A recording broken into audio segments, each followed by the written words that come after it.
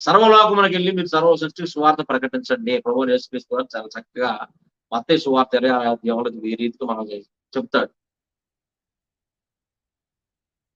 మీరు సర్వలోకమునకు వెళ్ళి సర్వ సృష్టికి సువార్త ప్రకటించండి. సర్వ సృష్టికి సువార్త ప్రకటించే మార్గంలో ఇలాంటి మొదలు అడ్డుకుంటున్నారు.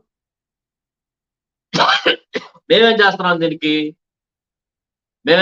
దీనికి సువార్తని సాగిపోకుండా ఆపే వాళ్ళ మీద మాకు భారత రాజ్యాంగం ఇదిగో ఈ రీతిగా మాకు హక్కు ఇచ్చిందని చెప్పి చాలా చక్కగా స్పష్టంగా వాళ్ళకి తెలియపరిచి, ఇలాగ బూతులు తిప్పిన వాళ్ళకి చాలా చక్కగా స్టేషన్ లో బుద్ధి చెబుతున్నాం. చాలా మంది సహోదరులు ఉన్నారు ఈ మధ్యకాలంలో, చాలా మంది సహోదరులు చాలా బాగా బుద్ధి చెబుతున్నారు. సంతోషం. అయితే ఈ విషయాలు తెలియని చాలా మంది క్రైస్తవ సహోదరులు చాలా మంది ఉన్నారు. ఒక 70% ఉన్నారు.